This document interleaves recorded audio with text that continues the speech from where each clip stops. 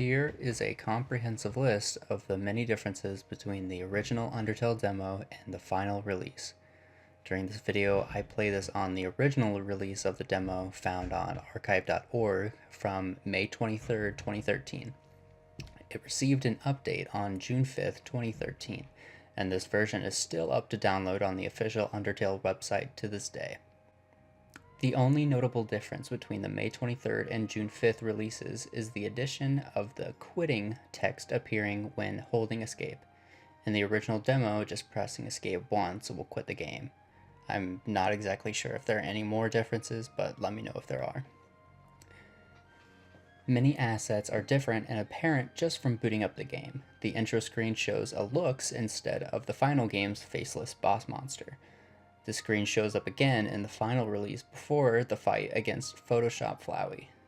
The room you start the game in is also noticeably different and, honestly, very confusing. It appears like two different paths leading upwards, but that isn't the case. Thankfully, these were changed in the full release, but a confusing design choice nonetheless. A couple assets appear to use a strange bilinear filter that makes them stand out, such as the HP text during a battle and the attack bar. Is that what it's called? I guess? Anyway, the stairs leading up to the first door after saving the first time are also noticeably different and very bad looking.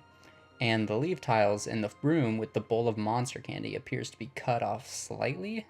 There's also no indication showing the player that an enemy is spareable, so you just kinda have to guess if you did it correctly. One last notable asset difference is the room with the toy knife using a brick tile set. A lot of sound effects are also not present in this version, that being sounds for activating a switch, falling, the floor breaking below you, and Flowey's weird laugh when attacking enemies. Is this exclusive to Frogget? I've never seen this happen to any other enemy, but let me know. The switch activation sound being left out feels like an oversight though, considering it's used during the cutscene when Toriel shows you how to complete puzzles. There's also no sound effect when saving at a save point. It doesn't kick you out of the menu when doing so either.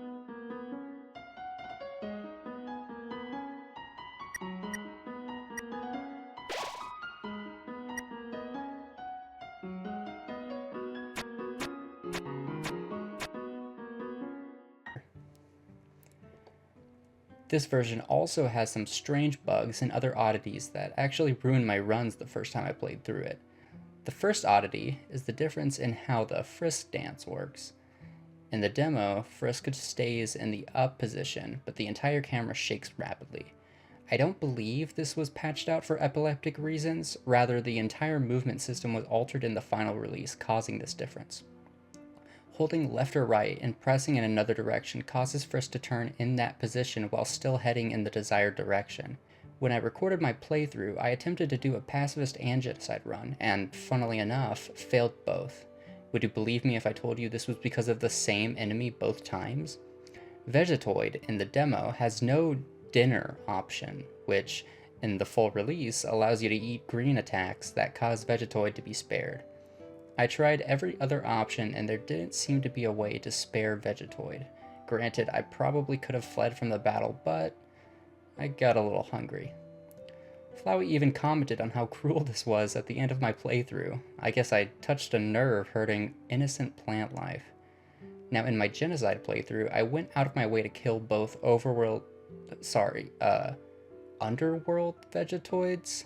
The game's manual refers to the overworld as the underworld? How neat. More on that manual later. I went about the game killing every encounter until eventually getting the "but nobody came" encounter. I thought it was a bit strange not seeing determination at the save point, but I carried on, assuming it was another difference. Turns out, according to the Undertale demo wiki, killing these two Vegetoids boots you back to a neutral route? Man, these guys are weird in this version. Some other miscellaneous differences include there being no kill counter on your stats screen, and the game referring to your gold as guild? You can name yourself any of the band names from the final release without there being any altered text, gameplay, or crashes. Your EXP can go up from attacking enemies, not just killing them, and instead of the game stating continue and reset on the main menu, it says restart. These last changes I found while looking through the Undertale demo wiki, and I'll link it in the description of this video. During the game, typically after sparing Toriel, she'll return to the start of the ruins to tend to the flowers. Funnily enough, she'll still be there in the demo even if you killed her. Maybe Asgore really did clone himself and shave. Pressing C right before an encounter disables the encounter from happening altogether. Encounter rates in the first area where you receive encounters is noticeably higher, which was stated in a Toby Fox tweet. The genocide and pacifist endings are also very interesting in the demo. Killing everyone results in a screen saying, "That was fun, let's finish the job," in red text. While in the pacifist ending, sands and papyrus make an appearance.